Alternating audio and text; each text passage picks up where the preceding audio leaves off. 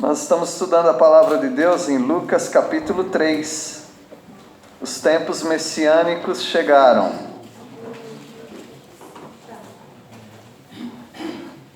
Messiânico vem da palavra Messias. Messias, tem mais duas palavras que você conhece que se referem a Messias, não é? Cristo é o mesmo que Messias, que é em grego. Messias em hebraico. E ungido, que é em português. Então, essas três palavras. O Messias é aquele que foi ungido pelo Espírito Santo. O Espírito Santo desceu sobre ele. E ele também derramou o amor de Deus sobre os corações daqueles que creem. Então ele está também nos ungindo com amor, com conhecimento e com a salvação. A palavra de Deus diz que toda carne verá a salvação de Deus. E no texto que nós estamos estudando, a nossa palavra é tempo. Tempo para preparar o caminho para o Messias, foi o que nós vimos dos versículos 1 ao versículo 14. E agora nós vamos ver o tempo de apresentar o Messias. E hoje nós não vamos ver isso, mas se Deus der a oportunidade, nós vamos ver um tempo também de 77 gerações. Um tempo de 4.000 anos. Como Deus trabalhou até a vinda do Messias. Vamos, portanto, ver a partir do versículo 15, um tempo de apresentar o Messias.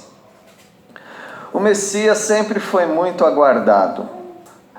O povo de Israel pensava no Messias. O povo de Israel, inclusive, tinha a expectativa que a mulher da casa, que pudesse gerar filhos, seria a mãe do Messias. Imagina que privilégio uma mulher poder gerar um filho que fosse o Messias, o ungido de Deus. O Messias ele era muito aguardado nas festas. As festas direcionavam todo o assunto para o Messias. A festa da Páscoa, que foi a libertação do povo de Israel, era também um prenúncio de que o libertador viria, o Messias. A festa das primícias, que era a festa da colheita, onde eles colhiam seus frutos e davam os primeiros frutos para o Senhor. E eles criam que o Messias viria e estabeleceria o seu reino, onde o deserto floresceria, onde o trigo seria abundante, onde os montes destilariam vinho, isso é, os montes cheios de plantação de vinha, os pastos trariam também, fluiriam leite, por causa do gado. Então eles criam sempre que o Messias restauraria todas as coisas e a nação viveria num território amplo, num território abundante, num território rico e cheio de paz e justiça universais. Então a esperança do Messias sempre foi muito latente, muito presente no coração e na vida dos judeus. No versículo 15, nós lemos assim, Lucas 3,15.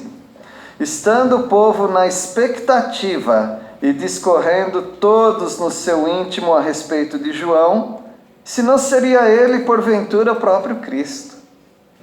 Porque João Batista pregava de uma maneira tão veemente, ou seja, quando ele pregava, ele abalava a sociedade. Todo mundo queria saber o que eu faço diante de uma mensagem tão profunda. Então, eles chegavam a pensar, será que esse homem não é o Messias? Porque a maneira como ele fala toca no meu coração.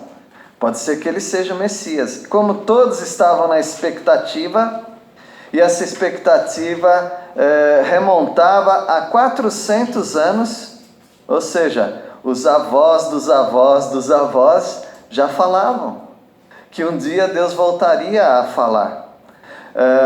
O profeta Malaquias tinha falado que o sol da justiça ia nascer sobre a nação.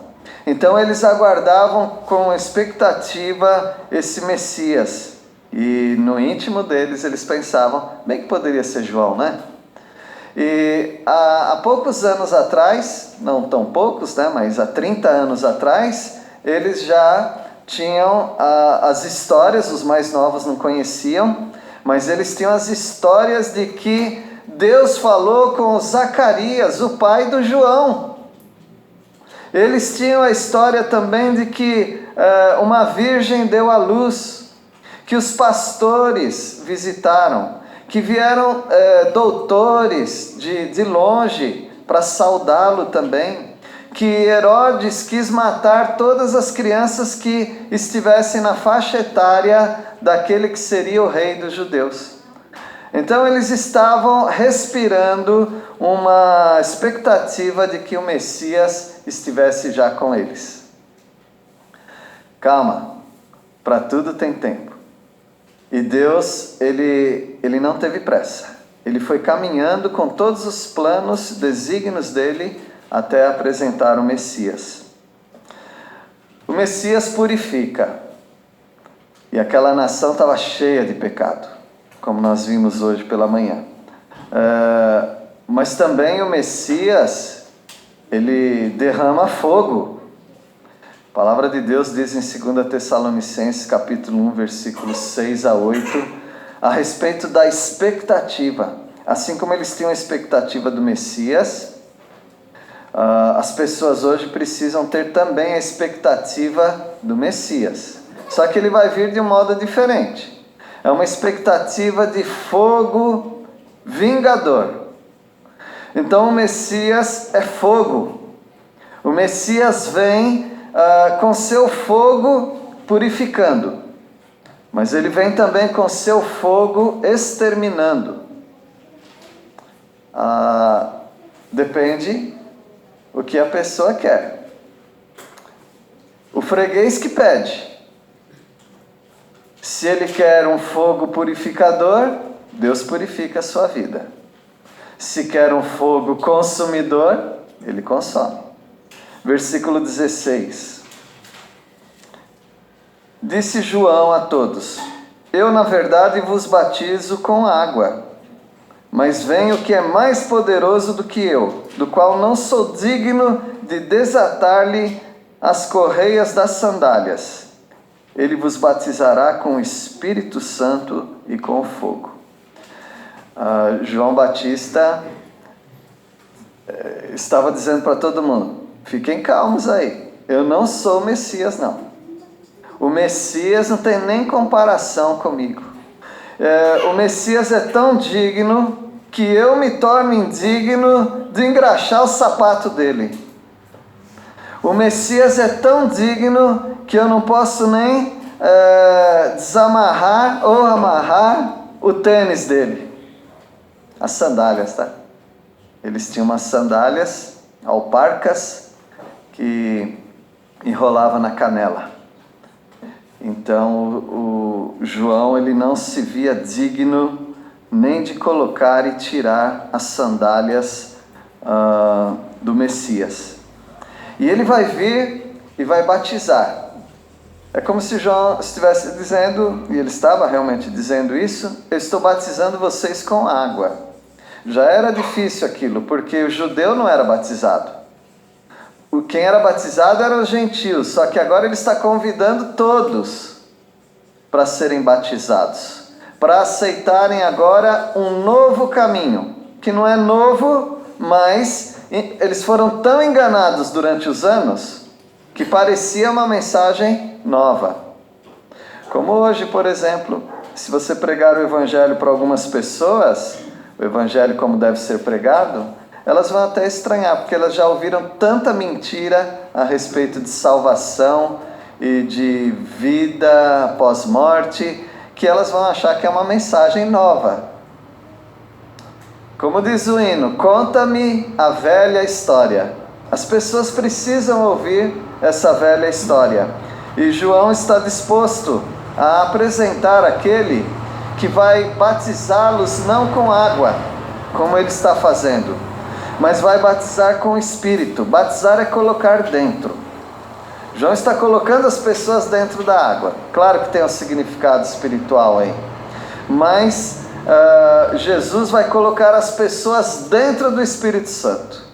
O Espírito Santo vai fazer parte das pessoas, as pessoas vão fazer parte do Espírito Santo, e o Espírito Santo vai colocar as pessoas dentro de uma sociedade nova, uma entidade nova chamada igreja. É o batismo com o Espírito Santo. Mas esse Espírito Santo, ele também vai batizar com fogo, porque um dia o Senhor vai julgar o mundo. No versículo 9, diz assim: e também já está posto o machado à raiz das árvores. Toda árvore, pois, que não produz bom fruto, é cortada e lançada onde? Ao fogo. Então o Espírito Santo, ele já está pronto para cortar as árvores, ou seja, a alma, a vida das pessoas. E as pessoas que não estão dando bom fruto, e o fruto aqui, o contexto fala muito claro, é um fruto de arrependimento. Quem não estiver produzindo esse fruto, vai ser lançado no fogo do inferno, o lago de fogo. Versículo 19, ele muda a ferramenta. De machado, ele vai para pá. A sua pá, ele a tem na mão, para limpar completamente a sua eira e recolher o trigo no seu celeiro.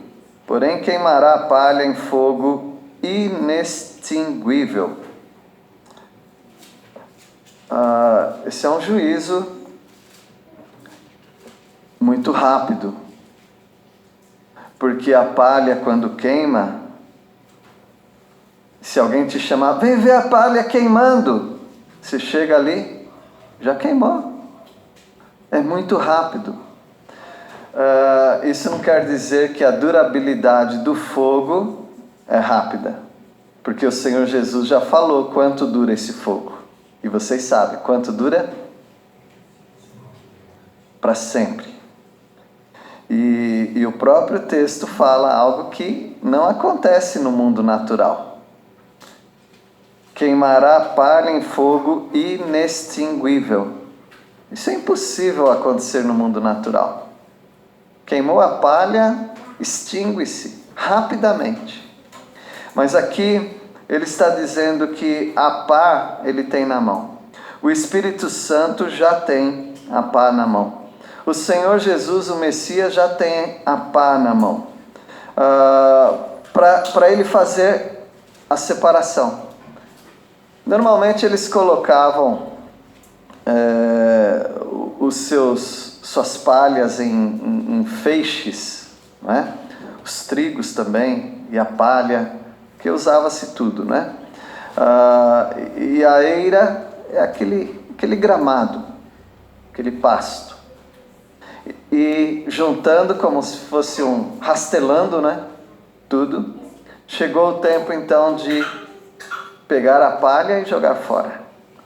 Nós vamos ficar só com trigo. A palha nós vamos usar para fogo. E ele está dizendo que essa separação vai ser feita. Algumas pessoas não acreditam nisso. Mas vai ser como palha, muito rápido. A condenação vai ser rápida. E o fogo, ele não vai ser rápido, ele vai ser por toda a eternidade. Mas a condenação vai ser rápida, não no sentido em que nós dizemos, Deus não deu tempo. Não, é rápido porque quando você está ocupado com alguma coisa, tudo se torna rápido. Vocês já repararam como os dias estão passando rápido? É porque você está ocupado. Mas uma pessoa deitada na rede o tempo todo, o tempo não passa. As pessoas se casam, se dão em casamento e elas se divertem, elas comem, elas bebem, elas vão para as festas e de repente vem o juízo, dilúvio. O Senhor Jesus falou do dilúvio em Mateus capítulo 24. As pessoas estão desatentas. Pedro falou que alguns dizem que é demorado, mas não é demorado. Deus está aguardando que mais pessoas se convertam, porque na hora que vier a condenação, as pessoas vão dizer, mas veio muito rápido. A condenação vem e parece ser muito rápida. E o Espírito Santo, João já está avisando as pessoas que o Espírito Santo vai operar. E os tempos messiânicos chegaram. Irmãos, de lá para cá, o tempo está correndo.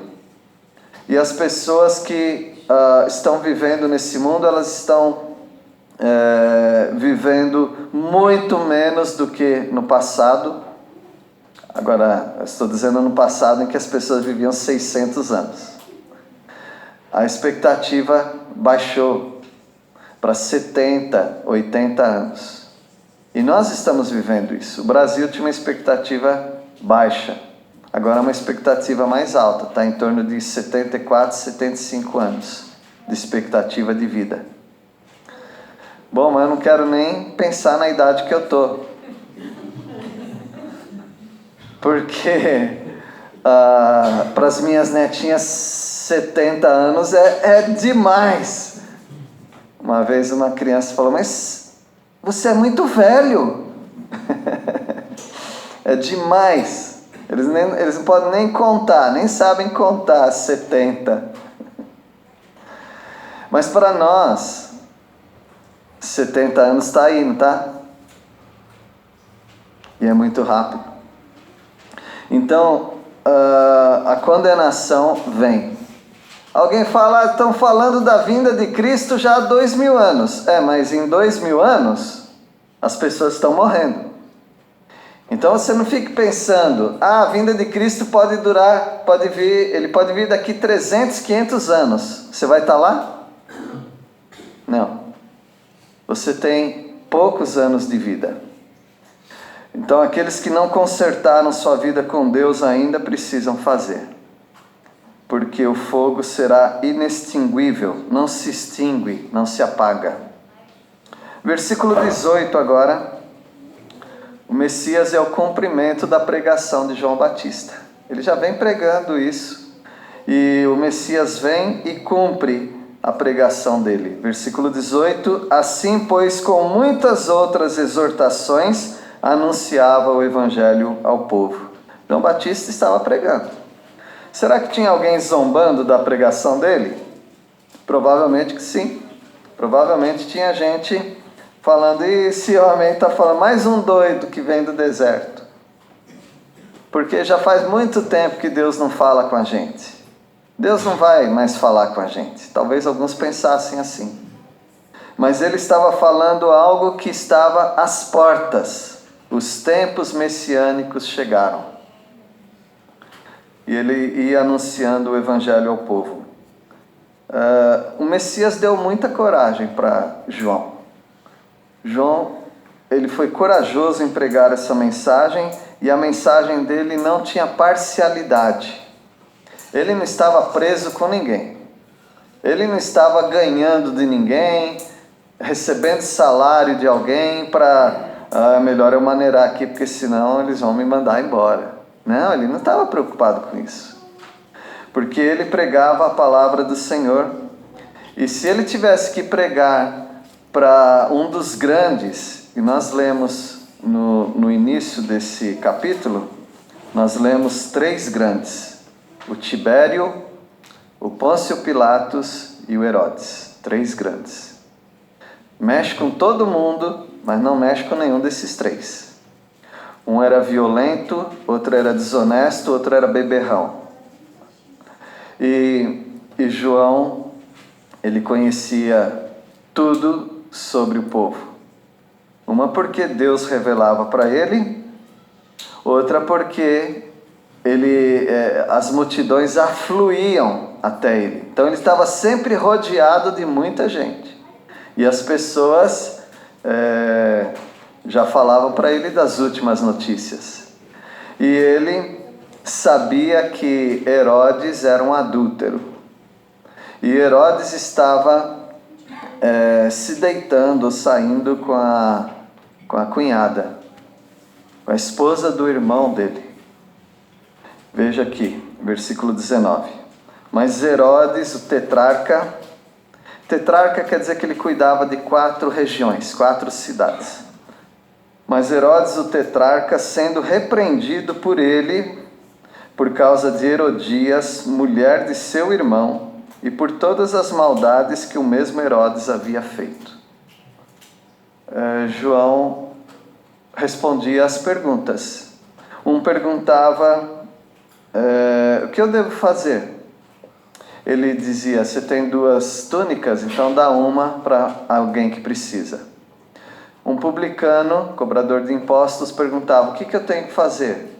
Ele dizia, não cobre além do que é estipulado. Um soldado perguntava, e eu, o que eu tenho que fazer?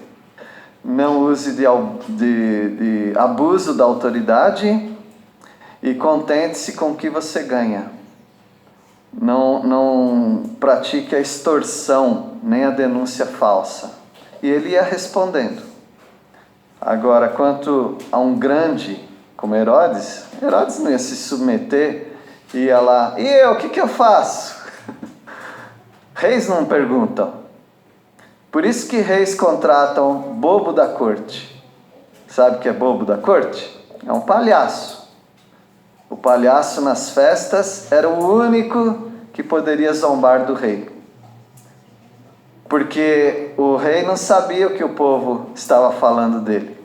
Então, o bobo da corte, ele fazia uma festa ao rei, e o bobo da corte ia se apresentar. E o bobo da corte começava a contar piada do rei. As piadas que o povo estava contando, os apelidos que o povo estava dando no rei. E ele era o único que podia zombar do rei, porque o rei queria ouvir, o que o povo está falando de mim? O povo ria, e o rei ficava sabendo e tomava suas medidas, né? Depois chamava o palhaço lá e falava, de onde que você ouviu isso? Quem colocou esse apelido em mim? Aí ele ia sabendo e ele ia tomando suas providências, né? Um rei nunca falava com o povo, e João era do povo. Mas João falou com o rei. E João falou para ele que ele era um adúltero. E ele até chamou Herodes de raposa, em outro momento, em outro texto. Então ele era um homem com uma coragem dada por Deus. A palavra que ele pregava era uma palavra imparcial. Ele não estava com medo de ninguém. Ele pregava a palavra do Senhor. É tempo de apresentar o Messias. Então não poderia vir um covarde. Não poderia vir um mercenário. Não poderia vir um imoral. Tinha que ser uma pessoa corajosa, uma pessoa não avarenta e uma pessoa pura. E esse foi João Batista. João Batista foi abrindo o caminho para o Messias. Versículo 20. O Messias contava com o sacrifício de João Batista. João Batista foi como uma vela. Ele não era a luz. Ele era a vela. Ele era aquele que se queimou todo para o Senhor. Ele se entregou todinho para o Senhor. Então Herodes, ele foi repreendido por João. E também foi repreendido por causa do adultério, por causa das maldades que ele cometia. E também, versículo 20, acrescentou ainda sobre todas as maldades, a de lançar João no cárcere, de prender aquele homem de Deus. Portanto, João Batista, ele serviu ao Senhor como uma vela. Será que nós queremos também ser uma vela nas mãos de Deus? deixar que Ele queime a nossa vida completamente. Que o nosso testemunho vai mostrando para as pessoas quem é Cristo Jesus. E para isso nós vamos nos consumindo, até não sobrar mais nada, até nós nos completarmos nele. E foi assim que João Batista serviu ao Senhor. E no versículo 21 e 22, nós vamos terminar com esses dois versículos. O Messias é o cumprimento da promessa do Pai. Quando a gente fala na Bíblia promessa do Pai, nós estamos falando da promessa do Deus Pai. Qual é a promessa do Deus Pai? Joel foi o único profeta que falou mais claramente sobre a promessa do Pai. Deus tem muitas promessas, mas a promessa do Pai é a vinda do Espírito Santo. Nós já temos a promessa de que o Messias viria ao mundo, e ele veio. Mas Deus ia mandar ainda a terceira pessoa da Trindade. E as três pessoas da Trindade estiveram na terra. Deus nos visitou completamente. As três pessoas da Trindade. Deus veio através do tabernáculo, da arca. Aquilo era a presença de Deus. Jesus Cristo veio através da encarnação. Ele se tornou uma pessoa aqui. E o Espírito Santo veio, para nós já veio, né? Mas para eles ainda viria. A promessa do Pai viria. E Jesus falou que a promessa do Pai ia se cumprir quando ele voltasse para o céu. Aí ele ia enviar a promessa do Pai, que era o Espírito Santo. E Joel falou isso muito bem, né? É só você ler o livro de Joel. No versículo 21, nós lemos: E aconteceu que ao ser todo o povo batizado, também o foi Jesus. Estando ele a orar, o céu se abriu. Há uma pergunta que alguns fazem, e alguns ficam até meio perturbados por isso: por que Jesus tinha que ser batizado? Porque quem é batizado não eram os pecadores? Arrependei-vos e sede batizados? Por que Jesus teve que ser batizado? Bom, Jesus não precisava ser batizado por causa de pecado, porque ele estava dizendo, eu confesso, eu me arrependo dos meus pecados, porque ele nunca teve pecado.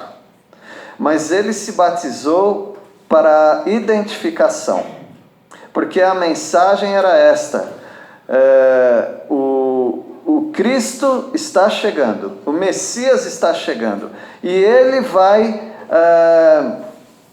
juntar a casa de Israel. Ele vai trazer o Espírito Santo à terra. Ele vai fazer a obra de Deus. Você crê nisso? Então seja batizado. E Jesus foi lá para ser batizado. Se você está estranhando, João Batista estranhou muito mais. Porque quando vem Jesus, nesse evangelho não fala isso, tá bom?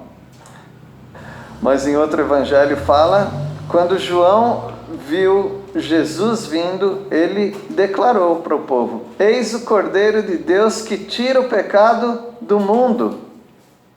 Então a mensagem dele era muito clara.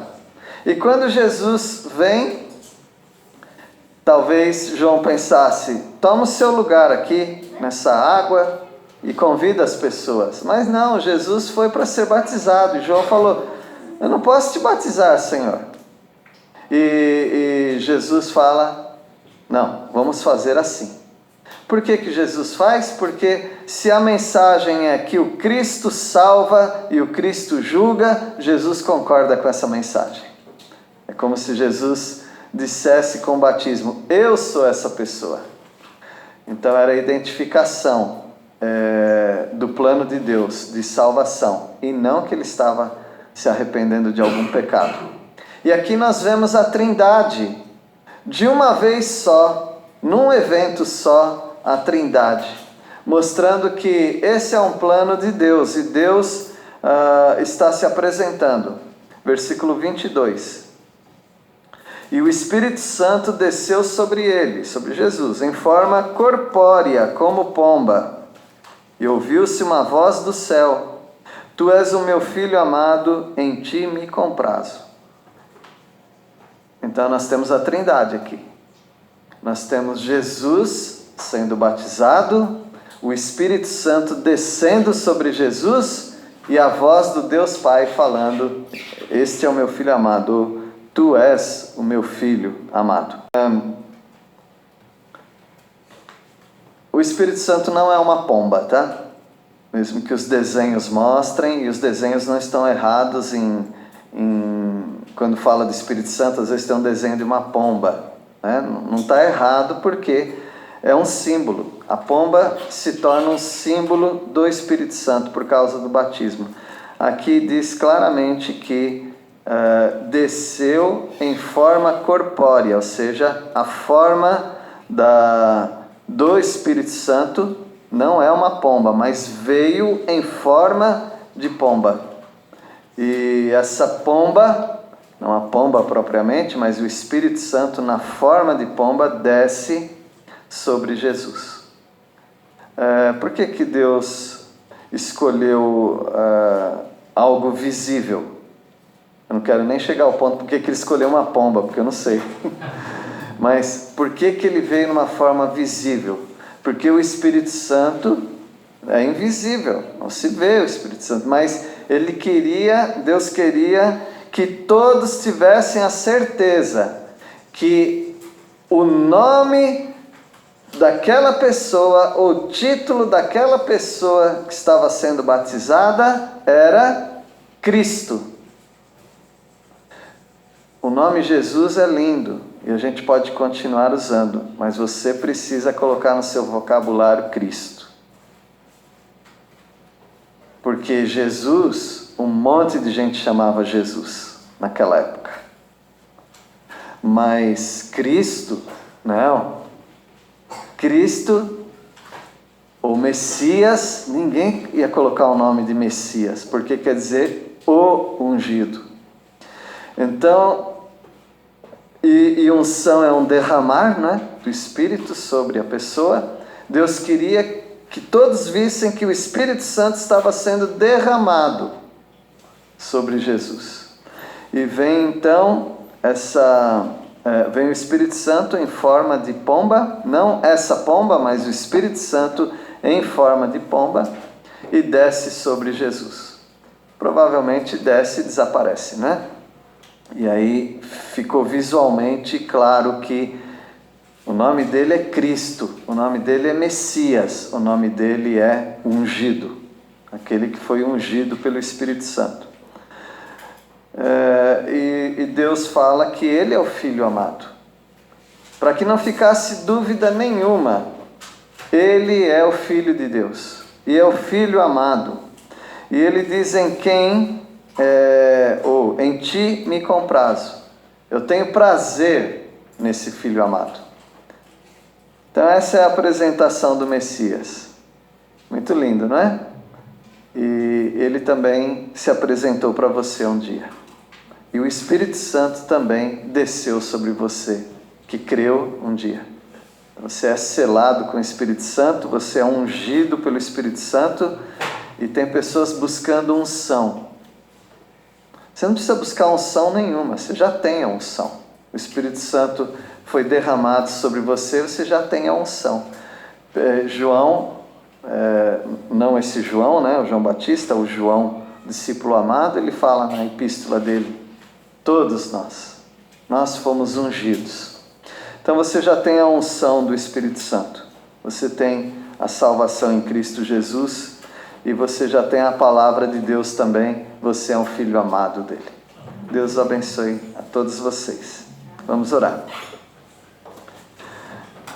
Agradecemos a Deus porque a apresentação do Messias, de certa forma, foi simples, mas de outra maneira foi um evento que não pode ser imitado por ninguém.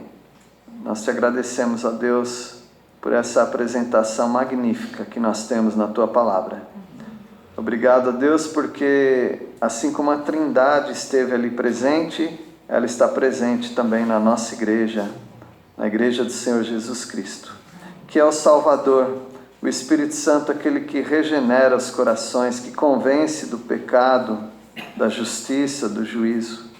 E obrigado porque, ó Pai, o Senhor é o autor de todo esse plano.